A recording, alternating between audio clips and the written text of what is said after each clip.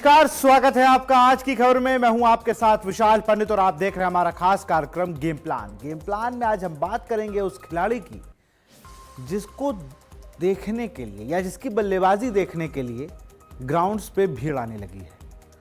बड़े बड़े क्रिकेटर्स, बड़े बड़े जो कोचेज हैं वो उसकी तारीफ करते थक नहीं रहे हैं। जी हां, मैं बात कर रहा हूं अपनी ताबड़तोड़ बल्लेबाजी से दुनिया की प्रीमियम गेंदबाजों की नींद उड़ाने वाले बेबी बॉस यानी वैभव सूर्यवंशी की, जो अब देश दुनिया के क्लासरूम में स्टूडेंट्स को पढ़ाए जाते नजर आएंगे। सही सुना आपने, भारतीय प्रबंध संस्थान यानी IIM इंदौर ने महज 15 साल के इस उभरते हुए क्रिकेटर को अपनी केस स्टडी में शामिल करने का निर्णय लिया है।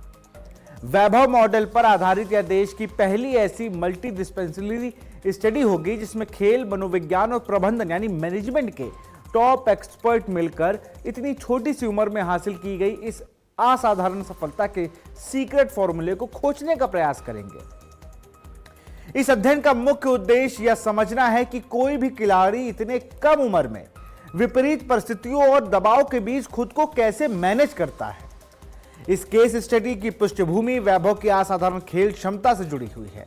राजस्थान रॉयल्स के ओपनर बल्लेबाज वैभव सूर्यवंशी ने एक ही सीजन में सर्वाधिक 72 छक्के मारकर महान क्रिकेटर क्रिस गेल का 14 साल पुराना रिकॉर्ड, जो कि 59 छक्कों का था, उसको ध्वस्त कर दिया, जिसके बाद से पूरी दुनिया उनके इस हैरतअंगेज बल्लेबाजी की मुरीद हो चुकी है।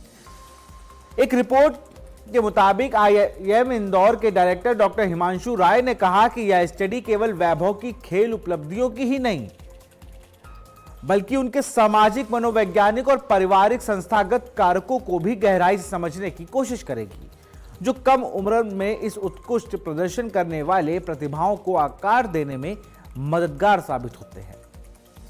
संस्थान का मानना है कि वैभव की क्रिकेट यात्रा के पीछे व्यक्तिगत क्षमता के साथ साथ कड़ी मेहनत, परिवार का त्याग, समर्पण और मेंटर्स का योगदान भी बेहद अहम माना जाता है।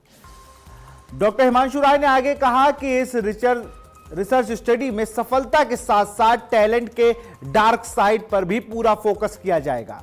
अक्सर देखा जाता है कि बेहद कम उम्र में मिलने वाली प्रसिद्धि, करोड़ों रुपए, आकर्षक ऑफर और सोशल मीडिया का अनियंत्रित दबाव युवा टैलेंट को विचलित कर देता है।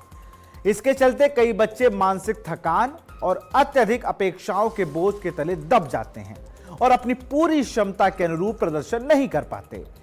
इस स्टडी के माध्यम से एक ऐसे इकोसिस्टम का ब्लूप्रिंट तैयार किया जाएगा जो कॉर्पोरेट जगत को भी टैलेंट मैनेजमेंट का एक बिल्कुल नया और प्रभावी मॉडल प्रदान करेगा। वैभव के शारीरिक मापदंडों और तकनीक की बात करें तो 7 फीट 5 इंच की हाइट और 55 किलो वजन वाले वैभव जबरदस्त बैट स्पीड और बेजोड़ टाइमिंग के दम पर बड़ी आसानी से गेंद को बाउंड्री के पार पहुंचा देते हैं। अब जरा ग्राफिक्स के जरिए आपको बताते हैं उनके आंकड़े क्या क्या हैं। एक बार वो आंकड़े देखते हैं कि भाई क्यों ये IIM की टीम कैसे आ गई इस पूरे IPL में बेबी बॉस जब बन के आए। एक बार वो नजर डालते हैं हम। यहां पर हम देखेंगे, ये देखें, ये प्रदर्शन के आंकड़े हैं। वैभव सूर्यवंशी 16 मैच, 776 रन, 103 सर्वोच्च। इसमें 3 ऐसे मौके थे जब ये अपनी 100 नहीं कर पाए। आप देखिए, 1 शतक, 3 अर्धशतक, 63 चौके, 72 छक्के, स्ट्राइक रेट लगभग 240 का और बल्लेबाजी औसत देखिए 48.50। यह असाधारण है। किसी भी अनकैप्ड प्लेयर को इस तरीके का रिकॉर्ड बनाते आज तक मैंने नहीं देखा। 2008 से 2026 आ गया, इतने सालों के IPL में हमने कई बार वहां पॉल वल्ठाटी को एक बार देखा था, तब भी उन्होंने पारी बहुत अच्छी खेली थी, लेकिन इस तरीके का आक्रमक जो था वो नहीं कर रहे थे।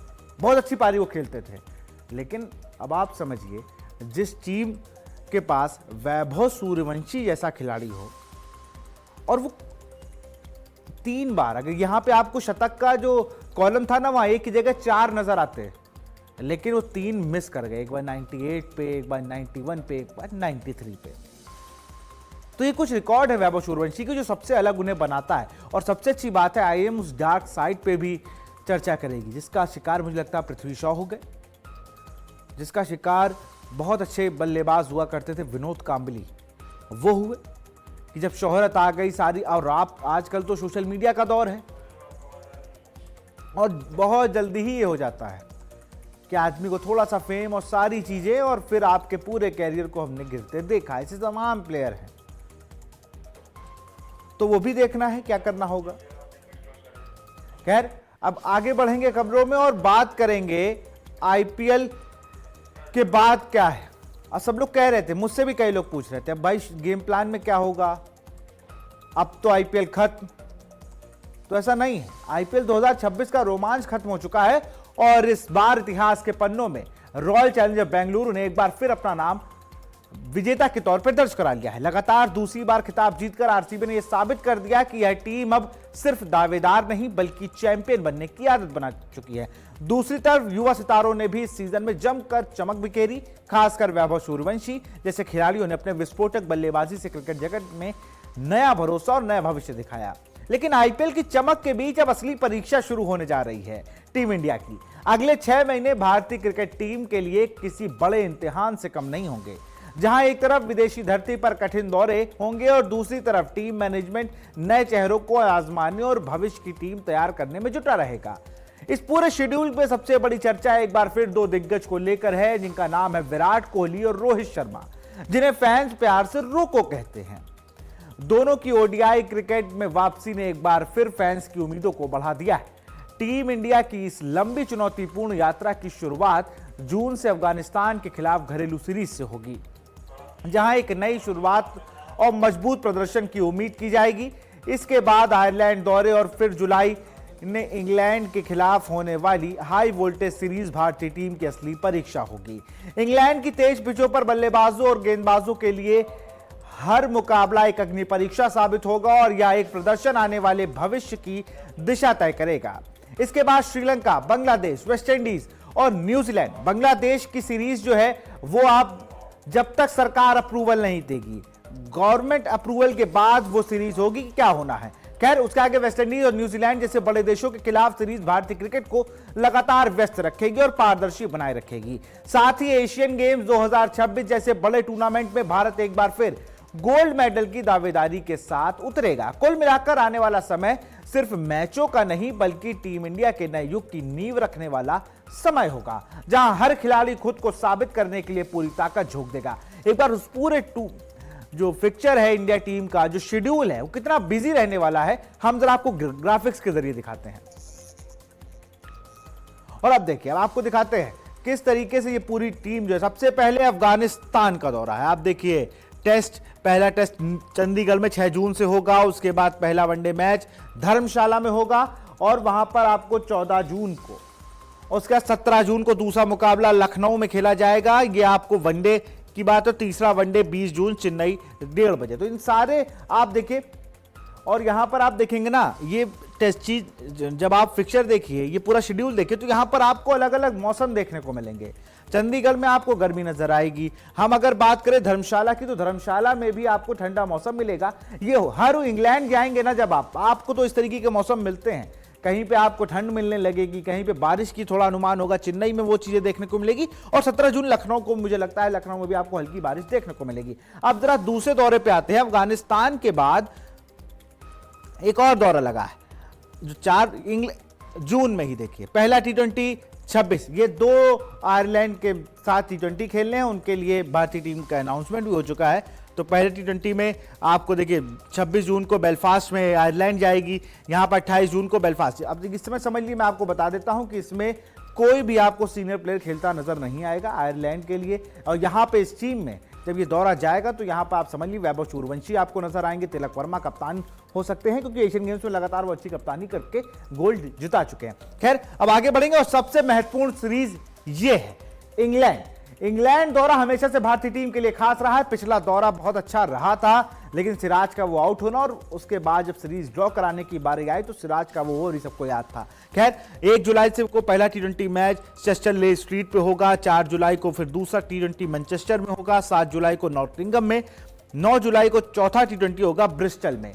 तो ये कुछ ऐसे 4-5 T20 मुकाबले इसमें होने हैं। ये इस बार आपको नई टीम नजर आएगी और 11 जुलाई को 5वां T20 साउथहैम्पटन में होगा। वहीं आप देखिए 14 जुलाई को पहला वनडे बर्मिंघम में, 16 को कार्डिफ में खेला जाएगा, तीसरा वनडे लॉर्ड्स में होगा। तो लॉर्ड्स का भी क्रिकेट का मक्का कहा जाने वाला ग्राउंड है, वहां पर भी। तो ये इंग्लैंड का जो टूर होता है, ये भारतीय टीम के लिए हर उद्देश्य से एक अग्नि परीक्षा होती है। कभी उनकी बैटिंग चेक होती है, कभी बॉलिंग, और उसके बाद श्रीलंका का दौरा अगस्त में। 2 टेस्ट मैच यहां पे खेलने हैं WTC साइकिल के लिए। ये टेस्ट सीरीज बहुत अहम होने वाली है।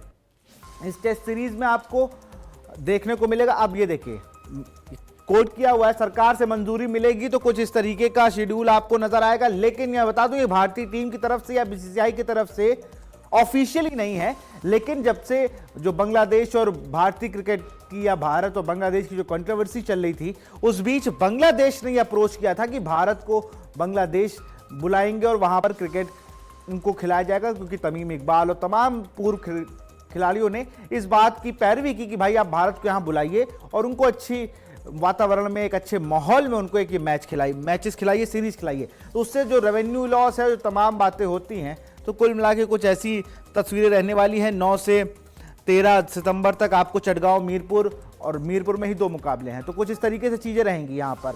और दूसरी चीज, 5 T20 मुझे लगता है वहां पर होंगे, लेकिन 5 T20 में सबसे बड़ी बात जो है आपको देखने को, बांग्लादेश में भी आपको एक नई टीम बनते नजर आएगी। तो इस तरीके कुछ और है, अभी आगे भी बढ़ेंगे, आगे भी आपको दिखाते हैं कि किस तरीके से जो, और अभी तो ये एक फेज है, दूसरा फेज देखिए, सबसे बड़ी बात जिसके लिए तमाम लोग तैयार हैं। एशियन गेम्स जापान में होना है। पिछले दिनों राजीव शुक्ला की अगुवाई में जापान टीम गई थी, बात कर पूरा कि मैचेस कैसे होने हैं, तो उसके लिए 30 प्रोबेबल आ गए हैं सामने, जिनमें से वैभव सूर्यवंशी भी शामिल है, उसमें तिलक वर्मा है, ईशान किशन है, ऋषभ पंत, श्रेयस अय्यर है। वो इसके लिए वो 30 प्रोबेबल है। वहां पर आपको फिर से गोल्ड जीतने के लिए जापान में इस बार क्रिकेट आपको खेलते रहना। अब आगे बढ़ेंगे जरा, क्योंकि अभी पिछले दिनों अहमदाबाद में ICC क्रिकेट काउंसिल, मतलब इंटरनेशनल क्रिकेट काउंसिल की एक बैठक हुई। उस बैठक में बहुत महत्वपूर्ण बात सामने आई, जिसने तमाम जो टेस्ट क्रिकेट देखते हैं, जो क्रिकेट प्रेमी हैं, उनको बड़ा अच्छा लगा। और मुझे पर्सनली भी बहुत अच्छा लगा कि ये फैसला ICC ने थोड़ा गेंदबाजों के हक में किया है। टेस्ट क्रिकेट में हमने हमेशा देखा है कि खराब रोशनी की वजह से खेल रुकने की समस्या जल्दी खत्म हो जाती है। दिन में होने वाले टेस्ट मैच में लाल गेंद से खेल होता है, और अगर खराब रोशनी से खेल रुकता है तो दोनों ही कप्तान की सहमति से गुलाबी गेंद का इस्तेमाल हो सकेगा। यह बड़ा फैसला है। गुलाबी गेंद फ्लडलाइट्स में देखी जा सकती है, लाल गेंद से फ्लडलाइट्स में खेल नहीं हो पाता। अहमदाबाद में हुई ICC की सालाना बैठक में इस ट्रायल को मंजूरी दे दी गई है। शुरुआत में यह ट्रायल कुछ ही मैचों तक सीमित रहेगा। अच्छे नतीजे मिलने पर इसे सभी टेस्ट मैचों पर लागू किया जाएगा। ICC ने इंटरनेशनल क्रिकेट से जुड़े कुछ और प्लेइंग कंडीशन में बदलाव को मंजूरी दी है। सभी बदलाव 1 अक्टूबर से लागू होंगे। खराब रोशनी के कारण खेल रुकने की समस्या कम करने के लिए नई लाइटिंग टेक्नोलॉजी पर भी रिसर्च करने की अनुमति बैठक में दी गई। ICC और मेलबर्न क्रिकेट क्लब यानी MCC ने मिलकर नाइट प्रोजेक्ट को फंड करेंगे। अब वनडे मैचों में भी किसी भी टीम के हेड कोच को ड्रिंक्स ब्रेक के दौरान मैदान पर जाकर खिलाड़ियों से बातचीत कर सकेगा। पहले यह अनुमति सिर्फ T20 मैचों में ही थी। तो कुल मिलाकर जो टेस्ट में लोग कहते हैं यार आज पूरे दिन मैच नहीं हो पाया, स्पिनर से आप बॉल करा दीजिए, तो वो चीजें अब बंद होंगी। ICC ने काफी कुछ उसमें अपडेट किया है, और उनमें से एक ये भी है। अब जो टेस्ट क्रिकेट में लेकिन एक बड़ा सवाल यह भी है कि जिस तरीके से अब जब आप देखेंगे कि भाई मीडियम पेसर्स को कितनी मदद इसमें मिलती है, क्योंकि पिंक बॉल जो है वो बहुत मूव करता है। जो डे नाइट टेस्ट देखे होंगे उन्हें पता होगा कि पिंक बॉल कितना ज़्यादा एयर में मूव करता है, उससे रिवर्स स्विंग अच्छा होता है। तो अगर किसी टीम ने मैच फंसा हुआ है और बैड लाइट की वजह से मैच को रोका जाता है, तो दूसरा कप्तान राजी कैसे होगा? तो इन्हीं सब चीज़ों को लेकर मुझे लगता है कि उन्होंने कहा है कि पहले कुछ मैचों में ट्रायल करते हैं। इससे DRS के लिए था, जब रिव्यू सिस्टम आया था तब भी यही कहा जाता था कि पहले हम देखते हैं। वो इंडिया श्रीलंका सीरीज में जब वो 3-3 रिव्यू थे, अनिल कुंबले कप्तान थे, सारे रिव्यू जो इंडिया ने उस पूरे सीरीज में 4 मैचों में, मैं बात करूँ 24 रिव्यू थे, और भारतीय टीम के पक्ष में 1 आया। सिर्फ 23 रिव्यू भारत के विरोध में थे। ये भारत के ने जो रिव्यू लिए थे। तो उस तरीके का कुछ ना हो कि श्रीलंका ने जो रिव्यू लिए वो सारे सक्सेसफुल हो गए, और उसके बाद से ही चीज़ें बदली, फिर उनको और थोड़ा रिवाइव किया गया कि ऐसे किन किन चीज़ों पे। तो मुझे लगता है इसको भी लेकर जब आप पिंक बॉल या रेड बॉल को एकदम से चेंज करेंगे तो इसीलिए दोनों कप्तानों की सहमति चाहिए। लेकिन तब भी अगर कोई कप्तान मैच फंसा होगा। मान लीजिए 2 विकेट बचे, उसे पता है पिंक बॉल आके स्विंग करेगी और इस विकेट पे स्विंग नहीं खेल सकते हैं, तो मुझे नहीं लगता वो राजी होगा और वहां पर क्या कंडीशन लागू होगी ये भी सोचने वाली बात है। खैर, अब बात उस खिलाड़ी की करेंगे जिसने सबको अपने बल्ले से जवाब दिया है। मैं बात कर रहा हूं भारत के स्टार बल्लेबाज और पूर्व कप्तान विराट कोहली की, जो अपनी वाइफ और अभिनेत्री अनुष्का शर्मा के साथ मंगलवार को प्रेमानंद महाराज के वृंदावन स्थित आश्रम पहुंचे। विराट और अनुष्का ने प्रेमानंद महाराज से मुलाकात की और उनका आशीर्वाद लिया। सोशल मीडिया पर भक्ति में लीन विराट कोहली और अनुष्का शर्मा की तस्वीरें और वीडियोस खूब वायरल हो रहे हैं। विराट और अनुष्का दोनों के माथे पर तिलक था और दोनों हाथ जोड़े राधे राधे बोल रहे। विराट कोहली अनुष्का ने वृंदावन स्थित राधा केली कुंज आश्रम में पहुंचकर प्रेमानंद महाराज के दर्शन किए। दोनों ने वहां काफी वक्त बिताया। विराट और अनुष्का दोनों प्रेमानंद महाराज के भक्त हैं और समय समय पर उनके वृंदावन स्थित आश्रम जाते रहते हैं। विराट कोहली के हाथ में धार्मिक किताब और माथे पर तिलक लगा हुआ है और उनकी सादगी देखने लायक है। वह एकदम प्रेमानंद महाराज जी के शिष्य के रूप में नजर आ रहे हैं। विराट और अनुष्का ने धार्मिक मान्यताओं का पालन करते हुए पूरे दर्शन और पूजन भी किया। बता दें कि आईपीएल की शुरुआत से पहले भी विराट कोहली प्रेमानंद महाराज की शरण में पहुंचे थे। अब आईपीएल चैंपियन बनने के तुरंत बाद वह एक बार फिर अपने गुरु प्रेमानंद महाराज के आश्रम में पहुंचे हुए हैं। फैंस विराट और अनुष्का के फोटो और वीडियो सोशल मीडिया पर जमकर शेयर कर रहे हैं। सभी को दोनों के लुक को काफी पसंद आ रहा है। विराट ने ब्राउन कलर का शॉर्ट कुर्ता और सफेद पैंट पहनी हुई थी और वहीं Anushka Sharma light pink colour के सूट में है। अनुष्का ने कुर्ती पहना जिसके छोटे छोटे प्रिंट दिखाई दे रहे हैं। इसके साथ ही दुपट्टा ओढ़े दोनों के माथे पर टीका लगा हुआ है। विराट कोहली ने ये बताया कि भाई आप भक्ति करिए, आप मेहनत करिए, सब कुछ हासिल होगा। ये हम सब के लिए एक प्रेरणा है कि विराट कोहली अपने पूरे फॉर्म में चल रहे थे। विराट कोहली को संन्यास लेना पड़ा टेस्ट क्रिकेट से। उसके बाद जब वो शरण में पहुंचे, जब सारी चीजें हुई, जब वो गए, उन्होंने प्रेमानंद जी महाराज से मिले, उन्होंने कहा कि ये दिक्कतें हैं, ये बातें हैं। कई बार हमने वीडियोस देखे। उसके बाद विराट कोहली ने मुझे लगता है 3-4 साल से पीछे मुड़ के नहीं देखा है। अब आगे बढ़ेंगे और एक बात आज बहुत सब लोग जब से ये ट्रॉफी जीती है तब से खूब नाम हो रहा है आरसीबी का। आरसीबी लगातार दूसरी बार आईपीएल का खिताब अपने नाम किया। इसके साथ आरसीबी तीसरी टीम बन गई जिसने लगातार 2 खिताब जीते हैं। आरसीबी पिछले साल अपना पहला आईपीएल जीता था और इसके लिए उसे 17 साल का इंतजार करना पड़ा था। अब इस टीम को अपनी तीसरी ट्रॉफी के लिए लंबा इंतजार करना पड़ सकता है। जी हां, ये हम नहीं कह रहे, ये आंकड़े बता रहे हैं। आईपीएल के इतिहास में पहले जो हुआ उसके बिना पर यह कहा जा सकता है कि आरसीबी खिताबी जीत की हैट्रिक नहीं लगा पाएगी और उसे अपने तीसरे खिताब के लिए लंबा इंतजार करना पड़ेगा। आरसीबी से पहले सिर्फ 2 ही टीमें रह गई हैं जिन्होंने लगातार 2 बार आईपीएल ट्रॉफी जीती है। चेन्नई सुपर किंग्स ने साल 2010 और 11 में यह काम किया था। वहीं मुंबई इंडियंस ने साल 2019 और 2020 में लगातार 2 बार आईपीएल जीता था। अब इन दोनों खिताबी जीतों के बाद अगर चेन्नई और मुंबई की अगली ट्रॉफी पर निगाह डाले तो लंबा अंतराल देखने को मिलता है।